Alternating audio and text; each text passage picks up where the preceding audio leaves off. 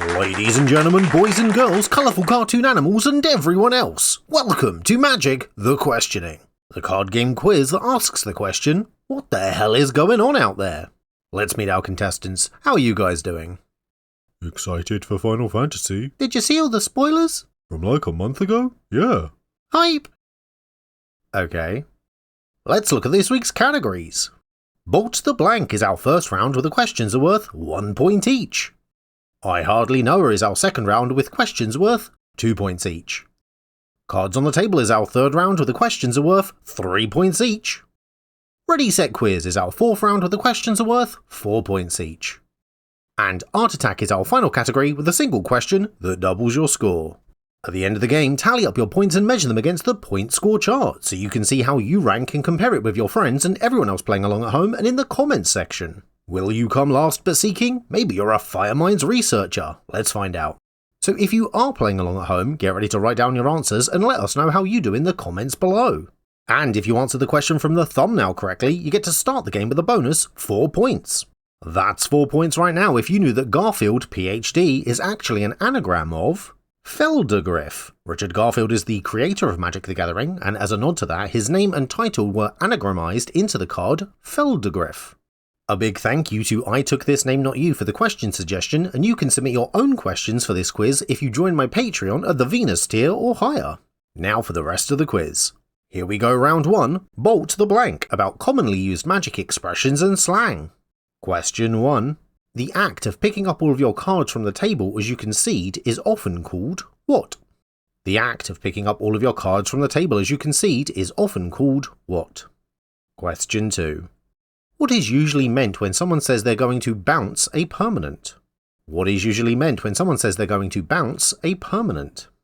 Question 3. A powerful card capable of winning or altering the course of the game is often referred to as a what? A powerful card capable of winning or altering the course of the game is often referred to as a what? Question 4. The colour combination of blue and black mana is best known by what nickname? The colour combination of blue and black mana is best known by what nickname?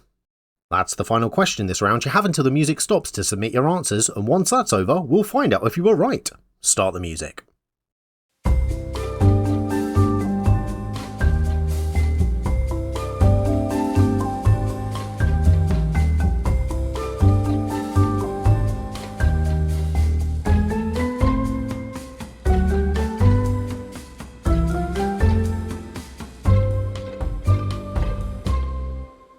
Okay, time's up. Let's get some answers. And remember, 1 point this round for each question you answered correctly. Question 1. The act of picking up all of your cards from the table as you concede is often called what?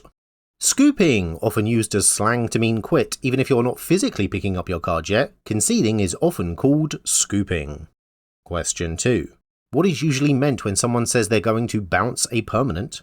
Return it to its owner's hands. Usually a mechanic associated with blue, to bounce something means to return it to its owner's hand.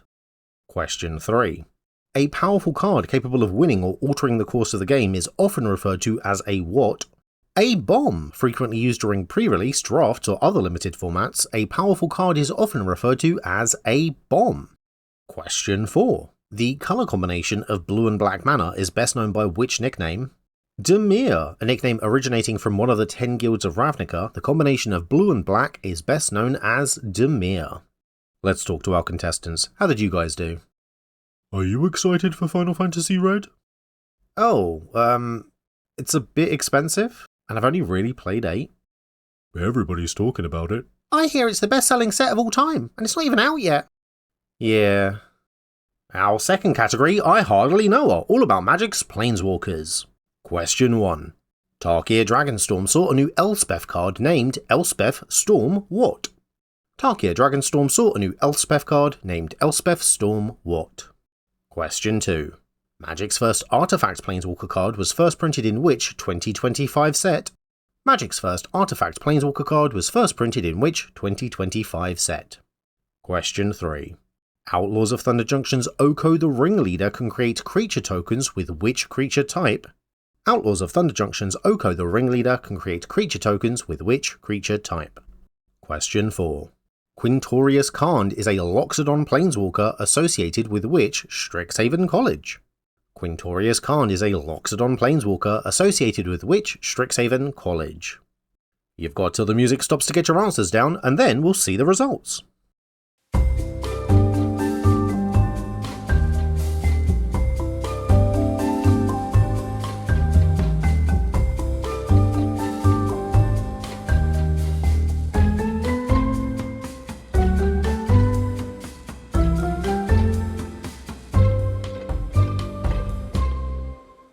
Time's up, let's get some answers, and this time they're worth 2 points. Question 1. Tarkir Dragonstorm saw a new Elspeth card named Elspeth Stormwort Slayer. Elspeth herself of course appeared on several cards in the set, but her new Planeswalker card was named Elspeth Storm Slayer. Question 2. Magic's first Artifact Planeswalker card was first printed in which 2025 set? Aether Drift, the card of course being the Aether Spark, which is in a very interesting creative space from a design perspective, but the set it appeared in was Aether Drift. Question 3. Outlaws of Thunder Junction's Oko the Ringleader can create creature tokens with which creature type? Elk, almost certainly a reference to his problematic original Planeswalker card that can turn creatures into elk. The creature tokens this version creates are also elk. Question 4.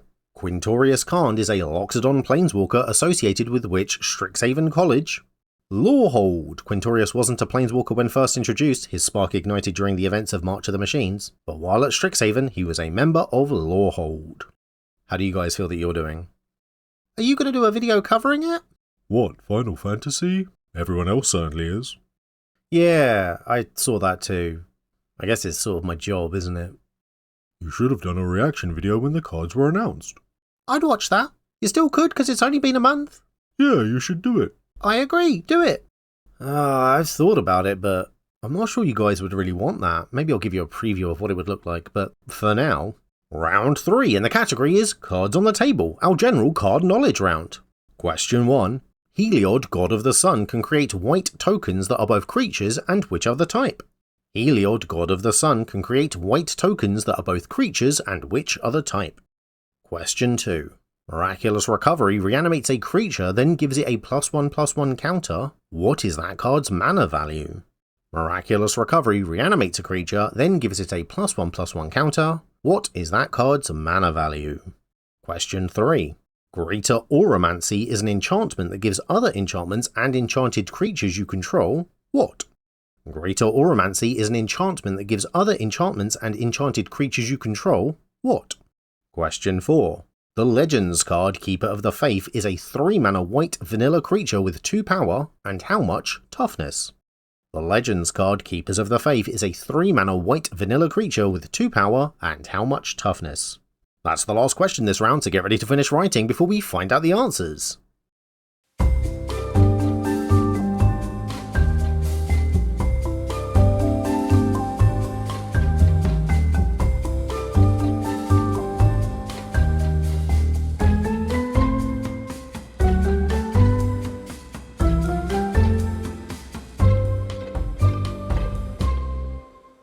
And that's time. Every correct answer is worth 3 points, so let's find out how you did after these messages. Hi, it's me, from the thing that you're watching, and I come with a dire warning. This quiz, and quite frankly my entire channel, is in danger.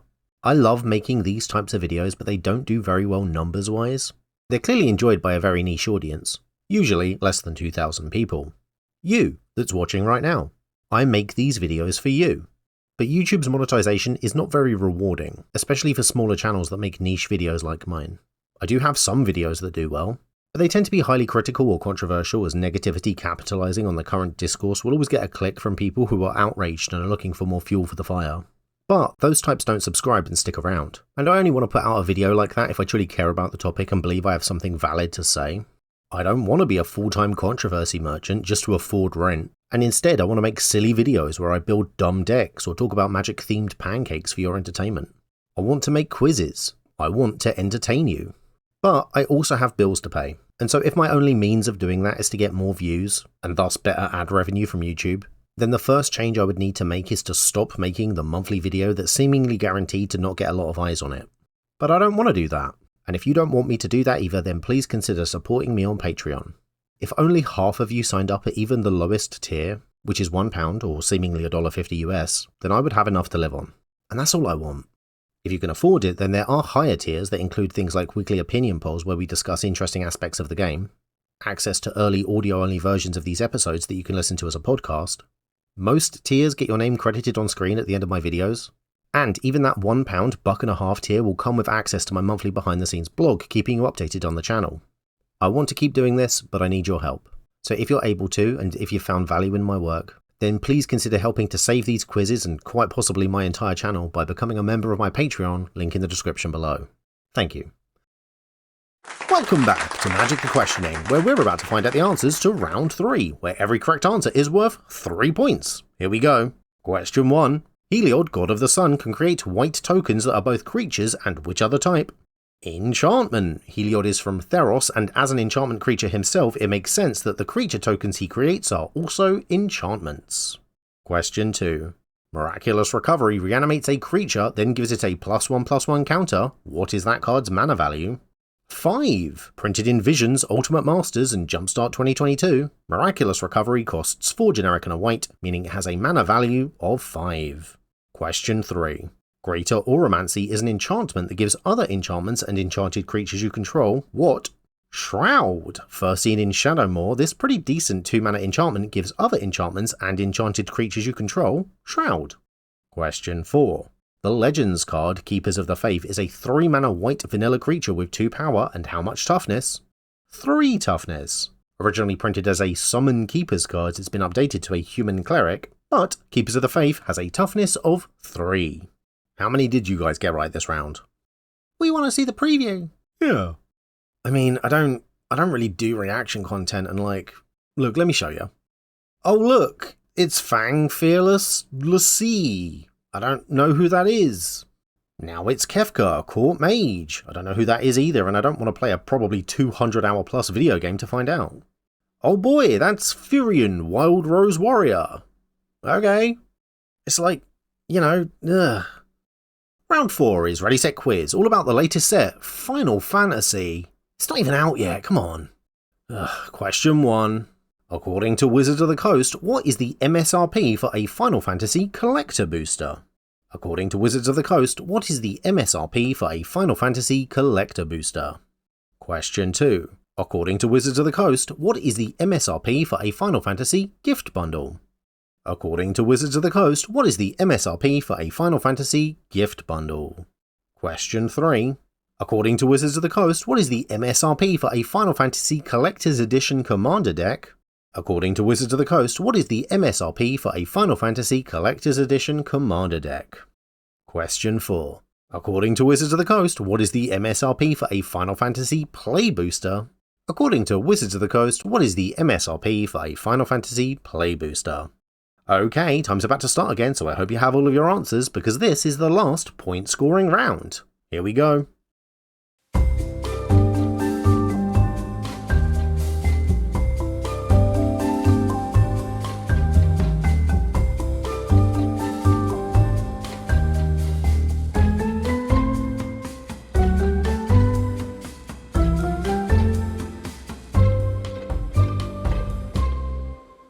Time's up, and remember, for this one, correct answers are worth 4 points. Here we go. Question 1. According to Wizards of the Coast, what is the MSRP for a Final Fantasy Collector Booster? $37.99 on pre-sale in the UK for about £42, which is nearly double the usual retail price. The MSRP for Final Fantasy Collector Boosters is $37.99. Question 2. According to Wizards of the Coast, what is the MSRP for a Final Fantasy Gift Bundle? $89.99. The 99 is to trick your brain into hearing only $80 and not the $90 that it is, which is some gift. The MSRP for Final Fantasy Gift Bundles is $89.99. Question 3. According to Wizards of the Coast, what is the MSRP for a Final Fantasy Collector's Edition Commander deck? $149.99. Anyone else remember when the Kaldheim Commander precons were about 25 quid? The MSRP for a Final Fantasy Collector's Edition Commander deck is $149.99. Question 4. According to Wizards of the Coast, what is the MSRP for a Final Fantasy Play Booster? $6.99, about £6.45 in the UK, which is about 50% more expensive than their previous price. The MSRP for Final Fantasy Play Boosters is $6.99. Are you guys excited for the bonus round where you can double your points? So do you, hate Final Fantasy then? Those questions weren't even to do with the cards. No, I don't hate it, it's weird. I'm here to talk about Magic. I don't know who Yashatola Roll is, and it's weird to find out I need to invest not just money in very expensive cards, but time into a separate video game. And I'm seeing YouTubers who are on record as saying they don't like Universes Beyond excitedly talk about, I don't know, Shun Toto Tactician Magician. And I don't know, guys. Weird time to be a Magic fan. I feel like I don't really want to cover this set or even be part of the conversation. Like, who is Xenos Yea Glavis? I've moaned about Universes Beyond a lot lately, which is in part due to the fact they're shoving a lot of it at us, but, constantly complaining gets old fast. Maybe if I've got nothing nice to say about Noctis, Prince of Lucis, and I also have no larger point to make, maybe I should just not say anything at all. Is it my job to be disingenuously interested in the Emperor of Palamecia for the purpose of a YouTube video? Is it my job to hold fast and complain every week in an attempt to be heard and maybe improve things, even if I'm getting sick of complaining myself? Do I owe my audience either of those things? Or do I owe them authenticity even if that's in the form of disinterest? What do you guys think? Yeah, on second thoughts, those questions were fine. Right. Round 5 is Art Attack, where we slowly reveal a picture to you, and if you can name what card uses that picture as its art before the music stops, then you double your points and you double your score.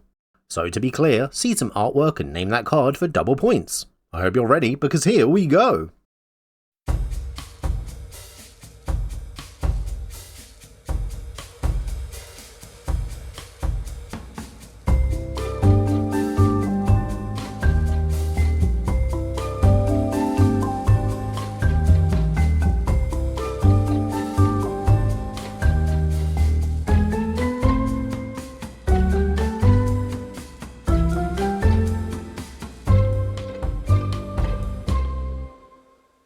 And that's time. Did you get it right? Well, if you said this was the art for the card Soul Ring, at this point probably the most frequently reprinted non-land card, then you'll have just doubled your score. So now the question is, how did you do? Count up your score and let us know in the comments below.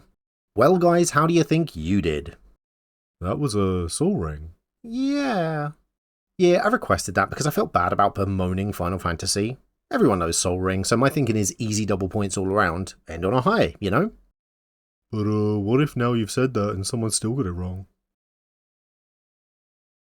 Well, that's the end of the show. Join us again next time for another episode of Magic the Questioning.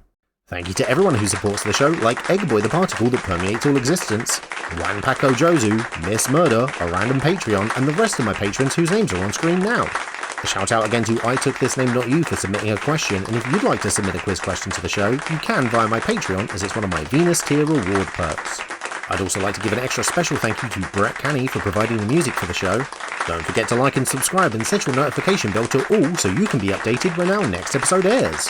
And until then, from all of us here in the studio, we wish you happy quizzing and we will see you next time. Freeze frame.